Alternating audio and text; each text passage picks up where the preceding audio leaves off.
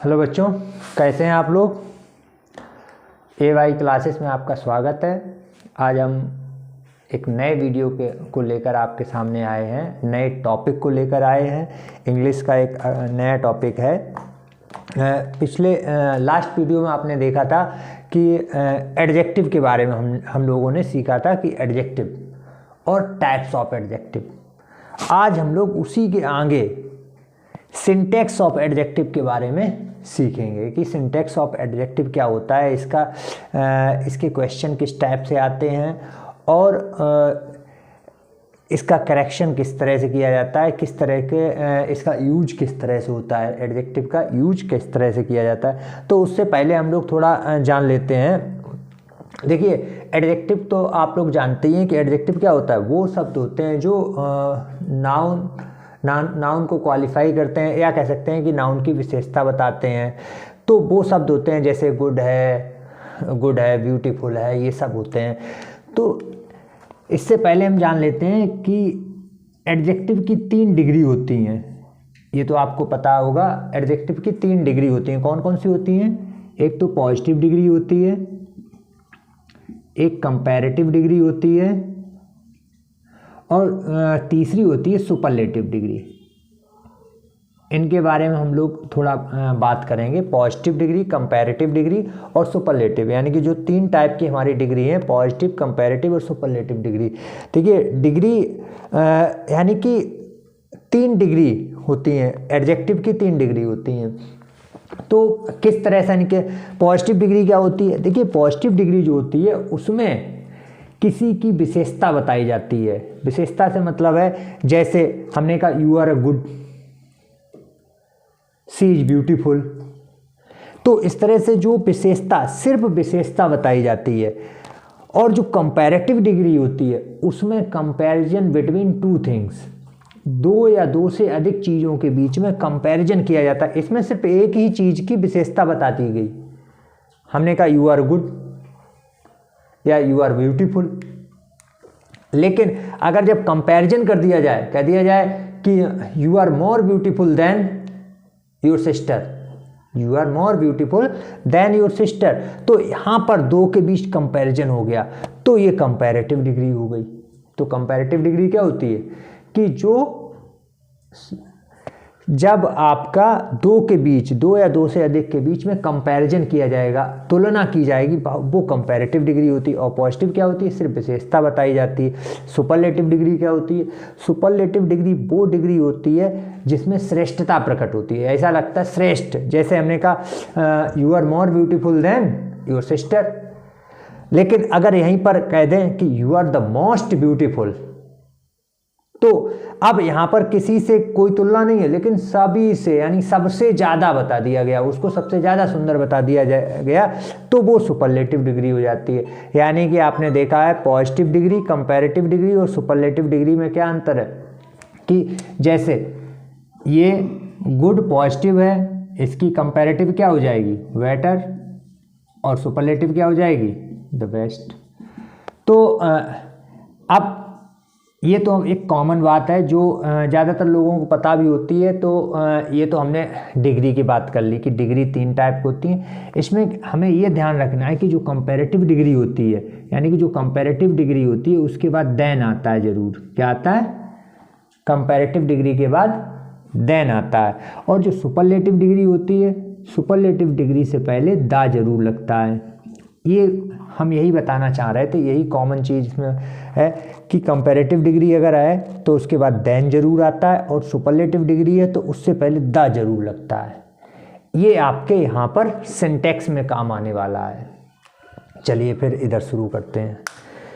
पहला देखिए, पहला हमारे सामने एक सेंटेंस है। सेंटेंस इसलिए लिख लिए कि इन सेंटेंसेस को अगर पढ़ेंगे तो आपको इनके रूल्स भी बताते जाएंगे और इन सेंटेंसेस को क्लियर भी कराते जाएंगे। जैसे लिखा है, Archana is more beautiful than Lakshmi. अब यहाँ पर देखिए, Archana is more beautiful than Lakshmi, ये लिखा हुआ है सेंटेंस आपके सामने। अब इस सेंटेंस को हमें ये देखना है कि ये सही है या गलत है। हमें ये जानना है कि ये सेंटेंस हमारा सही है या गलत है। अब अब देखिए ये बिल्कुल सही है क्योंकि कंपैरेटिव डिग्री है और कंपैरेटिव डिग्री के बाद देन लगा है। अब यहाँ पर क्या हो सकता था कि अगर यहाँ पर कंपैरेटिव डिग्री के बाद देन नहीं लगाया है तो गलती होती है। जैसे यहाँ पर हमने यहाँ तो देन तो लगा है, अगर हो सकता है कि अगर ये लगाओ फ्रॉम अगर लगा दिया गया तो ये गलत होगा, इस कंडीशन में ये गलत हो जाएगा। तो आपको ये ध्यान रखना है कि कंपैरेटिव डिग्री के बाद देन जरूर आता है। क्या आता है कि कंपैरेटिव डिग्री, पॉइंट नोट भी कर लीजिएगा कि कंपैरेटिव डिग्री के बाद देन जरूर आता है। तो यानी कि Archana is more beautiful than Lakshmi.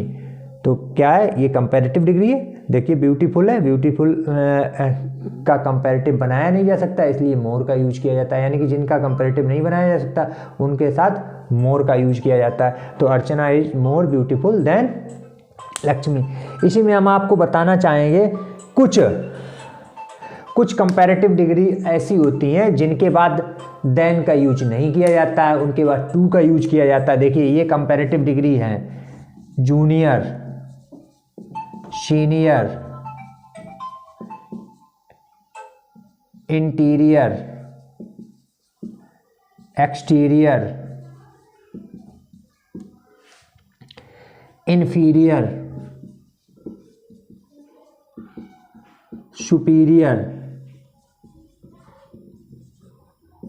Prior, preferable. ठीक है, ये देखिए कंपैरेटिव डिग्री है आपकी, junior, senior, interior, exterior, inferior, superior, prior, preferable. उसके बाद आप इसी में लिख सकते हैं फैमिली,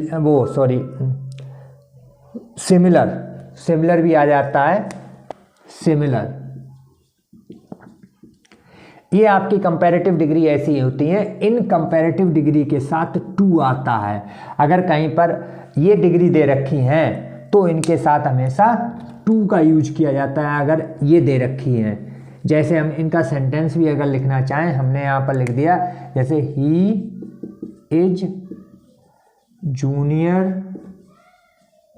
देन माई ब्रदर, ये मान लीजिए लिखा हुआ है, he is junior than my brother.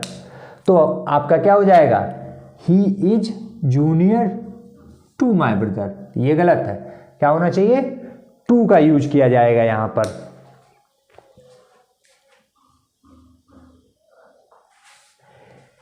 He is junior to my brother. तो आपको ये ध्यान रखने हैं कि ये अगर कहीं पर दिए गए junior, senior, interior, exterior, inferior, superior, prior, preferable, similar, अगर ये कहीं पर दिए गए हैं तो इनके साथ हमेशा टू का यूज किया जाएगा। टू के अलावा अन्य देन का यूज नहीं किया जा सकता। हैं तो ये आपकी क्या है, ये आपकी हैं तो आपकी ये कंपैरेटिव डिग्री, लेकिन इनके साथ कभी भी आप देन का यूज नहीं कर सकते, हमेशा टू का ही यूज किया जाएगा। अब चलिए आगे बढ़ते हैं हम लोग। आगे देखिए अगला सेंटेंस आपके सामने देखिए दिया गया, Archana is tallest lady in the family. Archana is tallest lady in the family. अब देखिए टॉलेस्ट सुपरलेटिव डिग्री है। ये कौन सी डिग्री है, सुपरलेटिव डिग्री है। और सुपरलेटिव अगर कहीं पर डिग्री लगी है तो सुपरलेटिव से पहले, अभी हमने बताया था आपको कि सुपरलेटिव डिग्री अगर है तो उससे पहले क्या लगेगा, दा जरूर लगेगा। तो इसमें गलती क्या है यहाँ पर, Archana is the tallest lady in the family. यानी कि अगर कहीं पर सुपरलेटिव दिया गया है तो सुपरलेटिव डिग्री से पहले द जरूर लगता है। अगर नहीं लगाएंगे तो वो गलत होगा। तो क्या सही क्या होना चाहिए, Archana is the tallest lady in the family. तो ये नोट कर लीजिएगा कि सुपरलेटिव डिग्री से पहले द का प्रयोग जरूर किया जाता है। आगे देखिए, आगे इसी में, हाँ इसी से जुड़ा हुआ पहले हम आपको ये बता देते हैं। ये दो सेंटेंस हमने लिखे हैं, यहाँ पर लिखा है Akshat is wiser of the two. ये ध्यान रखिएगा कि देखिए ये क्या है, कंपैरेटिव डिग्री है। क्या है, कंपैरेटिव डिग्री है। तो इसके लिए एक पॉइंट लिख लीजिएगा कि कंपैरेटिव डिग्री, अगर कंपैरेटिव डिग्री प्लस ऑफ है, यानी कंपैरेटिव डिग्री के बाद ऑफ दिया गया है। और कंपैरेटिव डिग्री जो होती है उसमें कंपैरिजन हमेशा दो या दो से अधिक के बीच होता है, यानी कंपैरिजन जब दो के बीच में हो, ये भी ध्यान रखिएगा। कंपैरिजन कितने के बीच हो, सिर्फ दो के बीच हो रहा, कंपैरिजन दो के बीच होगा तो वो कंपैरेटिव डिग्री होगी, और कंपैरिजन दो से अधिक के बीच हो इस कंडीशन में होगा तो वो सुपरलेटिव डिग्री हो जाएगी। तो कंपैरेटिव डिग्री तो है यहाँ पर दो के बीच तुलना हो रही, और कंपैरेटिव डिग्री के बाद नॉर्मली क्या लगता है, देन लगता है, लेकिन यहाँ पर कंपैरेटिव डिग्री के बाद क्या लगा है, ऑफ। तो ऐसी कंडीशन में कंपैरेटिव डिग्री से पहले भी द लगाया जाता है। तो यहाँ पर क्या आएगा, द वाइजर, क्या होना चाहिए, the wiser, Akshat is the wiser of the two. ये देखिए ये एग्जाम्पशन है और मोस्ट इम्पॉर्टेंट है, ये बहुत इम्पॉर्टेंट है पॉइंट कि इसको आपको अच्छी तरह से तैयार करना है, कि ये पॉइंट आपको बहुत अच्छी तरह से तैयार करना है, क्योंकि ये बहुत इम्पॉर्टेंट पॉइंट है। तो क्या हो जाएगा, the Akshat is the wiser of the two. क्या होता है यहाँ पर, कंपैरेटिव डिग्री है, कंपैरेटिव डिग्री के बाद ऑफ लगा है और दो के बीच तुलना हो रही है, कंपैरिजन दो के बीच हो रहा है, तो कंपैरेटिव डिग्री से पहले भी दा लगता है। वैसे तो सिर्फ सुपरलेटिव डिग्री से पहले दा लगता है, लेकिन इस कंडीशन में कंपैरेटिव डिग्री से पहले भी दा लगता है।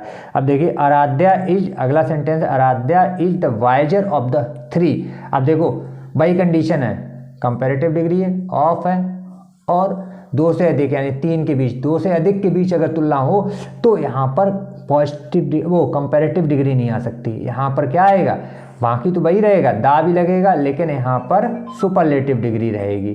क्या होना चाहिए, Aaradhya is the wisest of the three, यानी कि जब दो के बीच तुलना हो कंपैरेटिव डिग्री से पहले दा, याद रखिएगा, नोट कर लीजिएगा।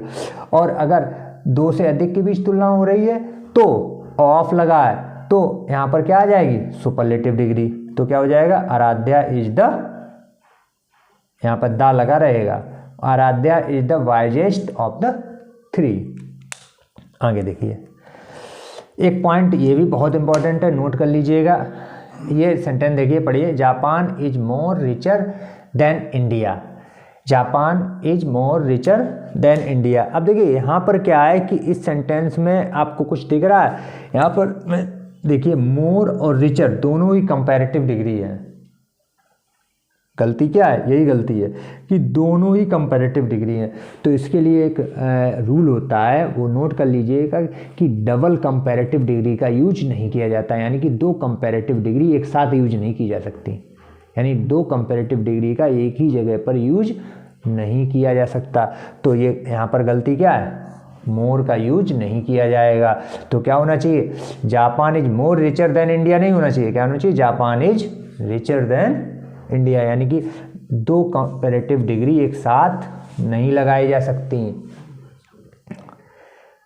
क्लियर, आगे बढ़ते हैं। ये देखिए आगे लिखा है, Birbal is wiser than brave, Birbal is wiser than brave. देखिए ये भी बहुत इंपॉर्टेंट रूल है, इसको भी कायदे से लिख लीजिएगा, नोट कर लीजिएगा।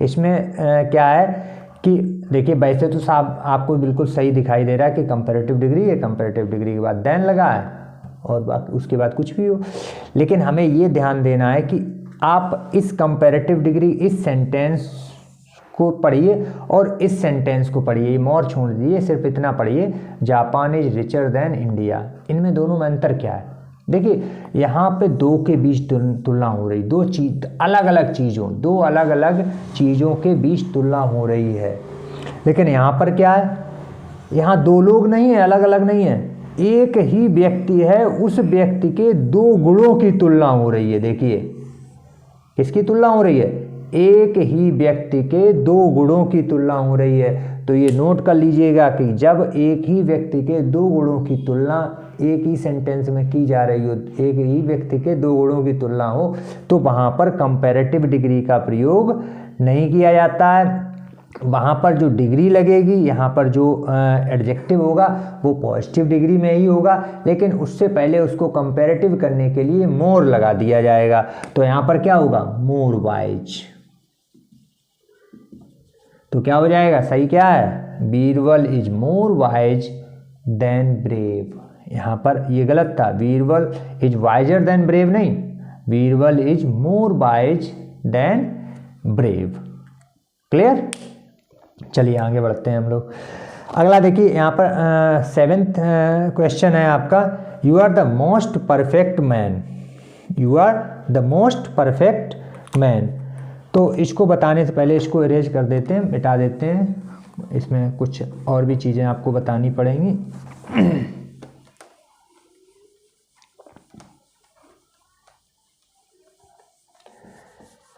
देखिए ये वाला सेंटेंस पढ़िए, you are the most perfect man, आप बहुत परफेक्ट व्यक्ति हैं। अब देखिए परफेक्ट, देखिए कुछ शब्द ऐसे होते हैं, कुछ ऐसे एडजेक्टिव हमारे हैं कि जिनकी डिग्री नहीं हम बना सकते, यानी कि जिनको बहुत ज़्यादा, हमने अगर किसी व्यक्ति से यही कह दिया आप बहुत परफेक्ट हैं, आप परफेक्ट हैं, तो उससे ये कहने की क्या ज़रूरत है आप बहुत परफेक्ट हैं। अगर हम बोलेंगे, हमें किसी से अगर कहना है कि आप बहुत परफेक्ट हैं, तो वहाँ पर हम यही इतने से पूरा हो गया, क्लियर हो गया। परफेक्ट का मतलब परफेक्ट, उसके जैसा कोई नहीं, यूनिक। तो वहाँ पर हमें ये कहने की क्या ज़रूरत है आप बहुत परफेक्ट हैं, बहुत ज़्यादा परफेक्ट हैं, ये नहीं बोला है, सिर्फ यही बोलिए आप परफेक्ट हैं। आप हमें बोलना है कि ये यूनिक है, ये चीज़ यूनिक है, यूनिक बोलनी चाहिए, लेकिन ये नहीं कहना ये बहुत यूनिक है। अरे बहुत यूनिक थोड़ी नहीं, यूनिक ही, यूनिक से ऊपर कोई है ही नहीं। यूनिक हमने बोल दिया, अद्वितीय, उस जैसा कोई नहीं है, मैचलेस है। तो हमें कुछ शब्द ऐसे होते हैं जिनका कह सकते हैं कि कंपैरेटिव या सुपरलेटिव नहीं बनाया जा सकता। जो दे रखे हैं वो पहले, यानी कहने का मतलब है कि वो सर्वोच्च स्थिति दिखाते हैं। वो क्या दिखाते हैं? जैसे आपके सामने ये सेंटेंस में परफेक्ट दिया गया, एक शब्द दे रखा है, परफेक्ट दे रखा है। उसके बाद एक शब्द होता है चीफ, कंप्लीट। ये कंप्लीट भी परफेक्ट के अर्थ में यूज होगा।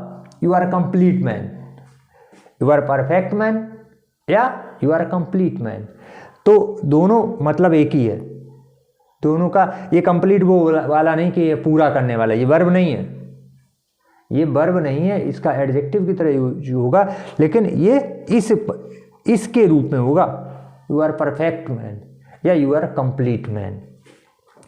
उसके बाद राउंड, ये जो इतने भी शब्द हैं इनको नोट कर लीजिएगा, नोट करते जाइएगा। यूनिक, यूनिक एक शब्द जो हमने बताया, इनको सबको नोट करिए। Extreme, extreme. उसके बाद एंटायर,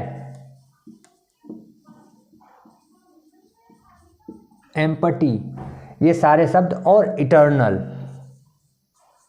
ये सारे शब्द नोट करते जाइएगा। इनको नोट कर लीजिएगा कि इनके साथ इनके ना तो कंपैरेटिव बनाई जा सकती है, ना ही सुपरलेटिव। इनको इसी तरह से यूज किया जाता है, यानी कि सर्वोच्च हैं ये, यानी कि इनकी सर्वोच्च स्थिति दर्शाते हैं किसी भी चीज़ की। तो इसीलिए you are the perfect man नहीं होगा, क्या होगा? You are a perfect man, you are a perfect man.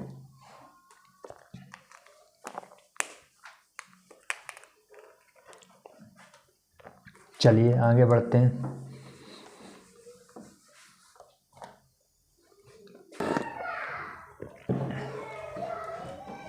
चलिए आगे देखते हैं हम लोग।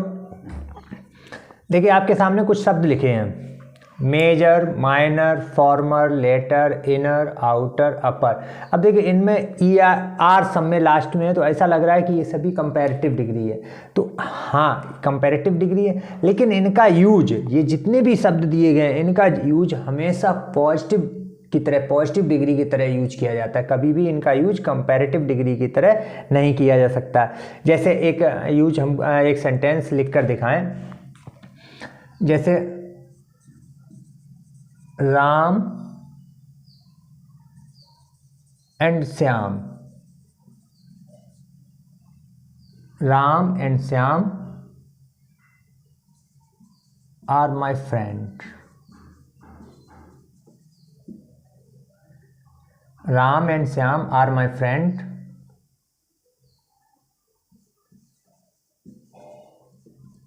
द लेटर इज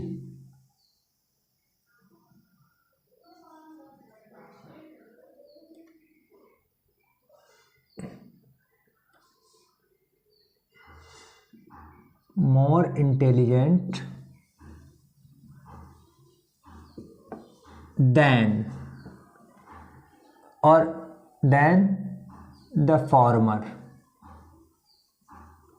अब देखिए इन सेंटेंसेस को अगर इनका अर्थ निकालें, क्या मतलब है कि राम और श्याम मेरे मित्र हैं। The latter is more intelligent than the farmer.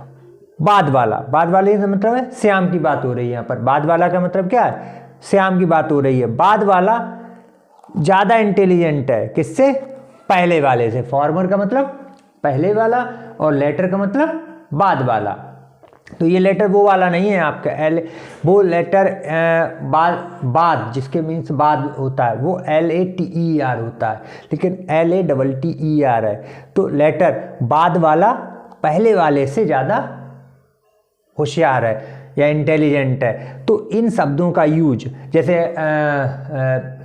I live in the upper story of the building, मैं ऊपरी मंजिल पर रहता हूँ। अपर जैसे ये शब्द है, अपर का यूज कर सकते हैं। The train is standing outer ring of the station, तो आउटर का यूज किया जाता है। यानी कि इनका यूज कंपैरेटिव डिग्री की तरह नहीं किया जाता, इनका यूज हमेशा पॉजिटिव डिग्री की तरह किया जाता है। ऐसा नहीं कि ये आपको कहीं पर दिख जाए और उनके बाद आप देन का यूज कर दें, तो ये कंपैरेटिव डिग्री है ही नहीं जिनके बाद देन का यूज कर सकें आप। तो ये कंपैरेटिव डिग्री नहीं, इनका यूज हमेशा पॉजिटिव डिग्री की तरह किया जाता है। तो चलिए, ये सबसे ज़्यादा इम्पॉर्टेंट अभी तक जो भी सेंटेंस हैं उनमें सबसे ज़्यादा अगर इम्पॉर्टेंट सेंटेंस है तो ये है। देखिए, the climate of Farrukhabad is wetter than Kanpur. देखिए, समझिए इस सेंटेंस को। इसका अर्थ क्या है, फर्रुखाबाद की जलवायु कानपुर से अच्छी है।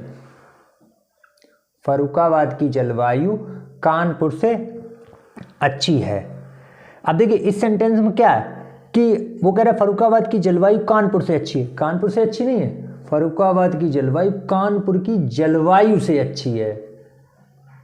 कानपुर से अच्छी नहीं, कानपुर की, यानी कि जो तुलना की जाती है, कंपैरिजन जो किया जाता है वो एक ही जैसी दो चीज़ों के बीच किया जाता है। ऐसा नहीं कि क्लाइमेट की यहाँ तुलना किसकी हो रही, क्लाइमेट की हो रही है, और इधर कानपुर शहर है तो क्लाइमेट की तुलना क्लाइमेट से ही की जा सकती है।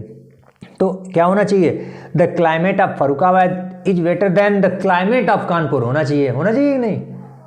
लेकिन नहीं, दोबारा हम क्लाइमेट का यूज नहीं कर सकते। हम क्या करेंगे, यहाँ पर हो जाएगा द क्लाइमेट ऑफ फर्रुखाबाद, इतना तो वैसा ही रहेगा, is better than that of Kanpur. देखो, एक बार हम नाउन वाले पोर्शन में हमने आपको बताया था, प्रोनाउन वाले, कि एक बार हम एक सेंटेंस में नाउन का यूज एक ही बार कर सकते हैं, लेकिन अगर दोबारा उसी नाउन को हमें यूज करना पड़े तो उसकी जगह पर प्रोनाउन का यूज किया जाता है। तो क्लाइमेट को दोबारा नहीं लिख सकते हम, क्लाइमेट की जगह पर उस जगह पर हम दैट का यूज करेंगे। तो इसका अर्थ क्या हो गया, the climate of Farrukhabad is better than that of Kanpur. एक चीज़ और बता दें कि अगर यहाँ पर सिंगुलर है, एक वचन है, तो दैट ऑफ का यूज करेंगे, और अगर प्लूरल है तो दोज ऑफ का। ये और लिख लीजिएगा, नोट कर लीजिएगा कि सिंगुलर के साथ दैट ऑफ और प्लूरल है। मान लो यहीं पर हमने लिखा होता the streets of Farrukhabad is broader then those of Kanpur, यानी कि अगर हमने यहाँ पर प्लूरल नाउन का यूज किया होता तो यहाँ पर दैट ऑफ नहीं लगा सकते थे, तो दोज ऑफ लगाना। तो इतना ध्यान रखिएगा। और मोस्ट इम्पॉर्टेंट, बहुत इंपॉर्टेंट है, बहुत ज़्यादा एग्जाम्स में पूछा जाता है, करेक्शन में बहुत ज़्यादा ये पूछा जाता है, क्योंकि इसको एकदम जल्दी से पढ़े तो ये समझ में नहीं आता है कि ये सही है गलत है। बिल्कुल सही लगता है, लेकिन नहीं, इसमें गलती होती है, तो इसको नोट कर लीजिएगा अच्छी तरह से। चलिए आगे बढ़ते हैं, आगे बढ़ते हैं। आज देखिए इसको, फ्यू, आ फ्यू और द फ्यू, आज हम इनको बहुत अच्छी तरह से आपको समझाते हैं कि फ्यू क्या होता है, आ फ्यू क्या होता है, द फ्यू क्या होता है। इनके बारे में बहुत ज़्यादा कन्फ्यूजन हमने देखा है बच्चों में, तो आज समझाते हैं इनको कि क्या। देखिए इन तीनों का मतलब होता है कुछ, लेकिन सबके कुछ में थोड़ा अंतर होता है। इसका मतलब होता है कुछ लेकिन ना के बराबर, कुछ लेकिन ना के बराबर। और ये वाला जो है रियल वाला कुछ है, पॉजिटिव बेम, और ये कुछ तो है इसका अर्थ, लेकिन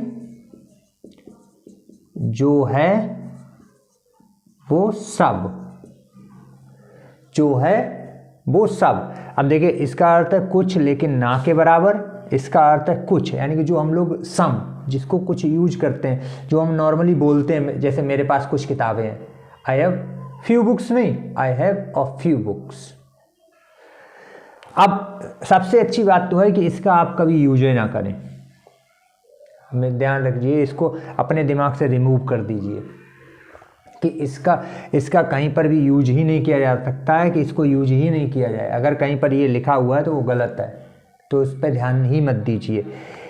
इसका यूज किया जाता है, जैसे हमें बोलना है मेरे पास कुछ बुक्स हैं, तो आई हैव फ्यू बुक्स मान लीजिए लिखा है, तो ये गलत है। क्या होना चाहिए, I have a few books, I have a few books, मेरे पास कुछ किताबें हैं। तो ये फ्यू का यूज हमें नहीं करना चाहिए, अ फ्यू का ही हमेशा यूज करना चाहिए, इसका यूज ही नहीं करना चाहिए, ये हमेशा हर जगह पर गलत ही होगा। अब द फ्यू का मतलब क्या होता है, कुछ लेकिन जो है वो सब।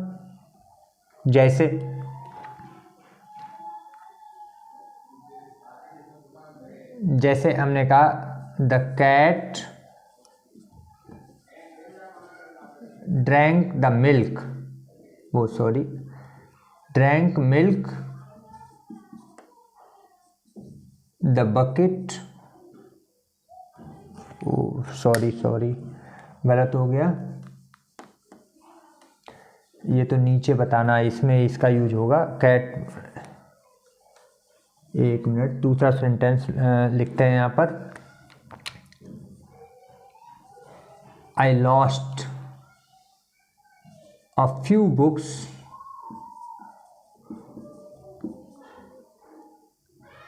I had.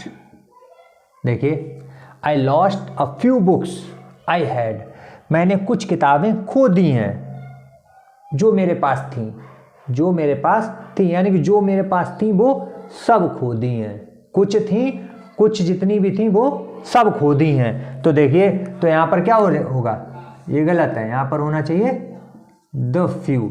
अब इसके लिए आपको बता दें कि अगर ये इतना ही सेंटेंस होता, इधर वाला होता ही नहीं, सिर्फ इधर वाला होता, तो आ फ्यू का ही यूज होता। तो इसके बाद आप ये समझिए कि ये जरूर होगा, यानी कि सब्जेक्ट प्लस हैड का यूज यहाँ पर जरूर होगा, यानी कि जो थी उसके पास, ये बात जरूर लिखी होगी। मान लो यहाँ पर ही होता तो ही हैड होता, जो भी होता है यहाँ पर सब्जेक्ट प्लस हैड जरूर लगा हो, यानी कि ये वाली कंडीशन जरूर दे रखी हो। अगर ये दे रखा है तो इसके साथ द फ्यू का ही यूज होगा, और अगर कुछ नहीं दे रखा, इतना ही सेंटेंस है, तो आ फ्यू का यूज होगा। अब आगे बात करते हैं हम लोग लिटिल और द लिटिल। इसका मतलब होता है थोड़ा। अब देखिए बिल्कुल सेम उसी प्रकार से, थोड़ा लेकिन ना के बराबर, और ये थोड़ा रियल वाला है, और इसका थोड़ा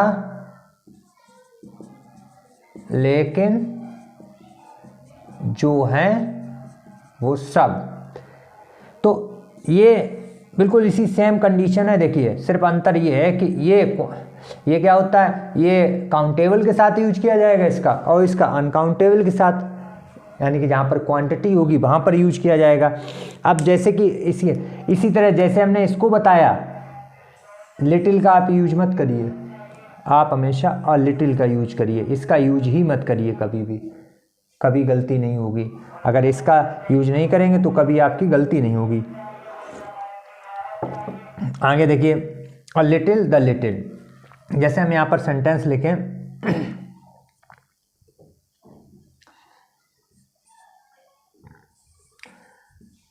please give me little water to drink, ये लिखा हुआ है, please give me little water to drink, तो ये गलत है।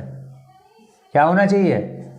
अ लिटिल। आप लिटिल का यूज मत करिए, अ लिटिल का मतलब थोड़ा होता है, तो please give me a little water to drink. अब इसी वो ही सेंटेंस जो अभी हम कैट वाला लिखने वहाँ पर लिख गए थे, वो यहीं पर लिखते हैं, the cat drank a little milk,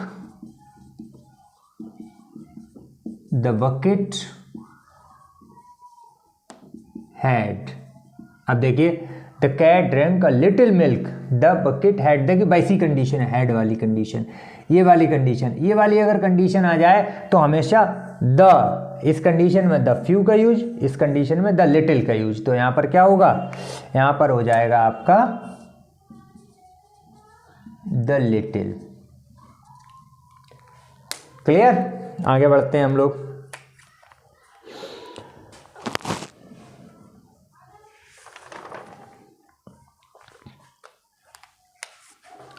इसको मिटा देते हैं, फिर आगे बताते हैं आपको।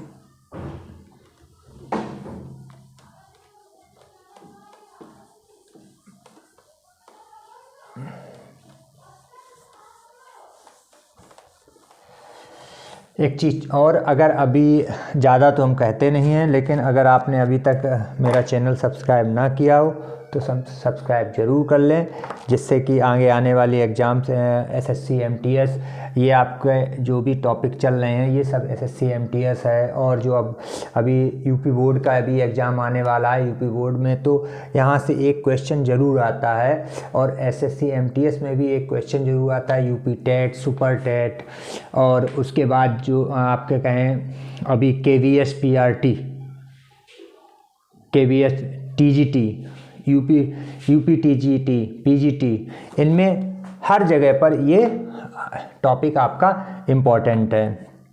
चलिए आगे बढ़ते हैं हम लोग। देखिए, दो शब्द होते हैं, फार्दर और फर्दर, और एक शब्द होता है फर्दर। ये बहुत सिंपल चीज़ है। देखिए, फार्दर, इसका यूज दूरी के लिए किया जाता है, और इसका कोई बात कहने के लिए, यानी कि आगे कोई बात। वैसे फर्दर का मतलब क्या होता है, वैसे तो इनको कहेंगे हम आगे, और इसका भी अर्थ है आगे, दोनों का ही अर्थ होता है आगे, लेकिन इसका यूज दूरी के लिए और इसकी कोई बात कहने के लिए, कोई बात बोलने के लिए। ठीक है, जैसे कह सकते हैं कि ही रिकॉल्स नो फर्दर रिमार्क्स। ठीक है, उसने कोई भी टिप्पणी, आगे टिप्पणी नहीं की। ठीक है, तो और इसका यूज दूरी के लिए, जैसे हम यहाँ पर लिख दें, मान लो इलाहाबाद इज, इस तरह से, इनमें गलती क्या होती है, फर्दर देन कानपुर। अब ये लिखा हुआ है, तो ये देखिए यहाँ पर लिख दिया फर्दर, बस इसमें थोड़ा सा ध्यान देने की ज़रूरत है। फर्दर, अब हमने आपको बताया फर्दर किसके लिए यूज किया जाता है, फर्दर आगे कोई बात कहने के लिए, तो यहाँ पर क्या होना चाहिए, फार्दर। क्या हो जाएगा, Allahabad is farther than Kanpur, यानी कि इलाहाबाद कानपुर से दूर है। He did no further remarks, उसने आगे कोई टिप्पणी नहीं की। यानी फर्दर का यूज इस तरह से किया जाता है कि जब कोई बात कहने के लिए फर्दर का यूज किया जाता है, तो he did no further remarks. एक चीज़ और बता दें आपको, अगर किसी भी एडजेक्टिव का यूज अगर टाइटल के रूप में किया जाए, किया जाता है। अगर वैसे तो आपको नॉर्मली एडजेक्टिव आपने देखा होगा इस कंडीशन में आता है, देखिए एडजेक्टिव प्लस नाउन ज़्यादा नॉर्मली ये यूज किया जाता है। इस तरह से ही तो किया है, good boy, good girl, beautiful boy, beautiful lady, beautiful तो प्रेटी लेडी। तो देखिए इस तरह से यूज किया जाता है, नाउन से पहले एडजेक्टिव का यूज किया जाता है। लेकिन अगर किसी भी एडजेक्टिव का टाइटल की तरह यूज किया जाए तो वहाँ पर कंडीशन चेंज हो जाती है, नाउन प्लस एडजेक्टिव हो जाएगा। जैसे आपने देखा होगा Akbar the great, Rana Pratap the great, Ashoka the great. तो देखिए ये अलेक्जेंडर द ग्रेट। तो देखिए यानी कि अगर द ग्रेट अकबर नहीं बोलेंगे, यहाँ पर द ग्रेट अकबर नहीं बोलना चाहिए हमें, इंपॉर्टेंट है ये, ध्यान रखिएगा कि द ग्रेट अकबर या द ग्रेट राणा प्रताप या द ग्रेट अशोका नहीं बोलना चाहिए हमें। यहाँ पर क्या बोलना चाहिए, the great Akbar the great, Rana Pratap the great, Ashoka the great. यानी कि इस यहाँ पर इसका ग्रेट का यूज जो एडजेक्टिव है वो किस तरह से किया जा रहा है, आपका टाइटल की तरह यूज किया जाएगा। और जब भी इसका यूज टाइटल की तरह एडजेक्टिव किया जाए तो नाउन के बाद किया जाएगा। तो ये आपका टॉपिक क्लियर हुआ। अगले टॉपिक के साथ हम फिर आपके सामने अगला वीडियो लेकर आएंगे। तो अगर अभी तक आप मेरे चैनल पर नए हों तो अभी तक अगर आपने चैनल सब्सक्राइब ना किया हो तो सब्सक्राइब ज़रूर कर लें और शेयर, लाइक और शेयर ज़रूर करें। धन्यवाद।